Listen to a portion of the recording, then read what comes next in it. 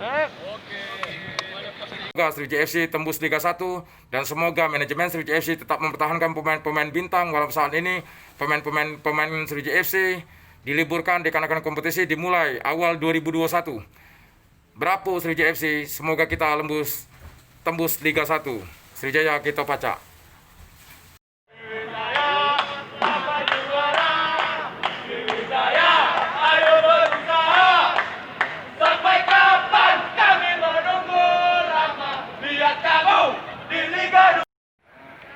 Tengah kota itu menjadi sorotan.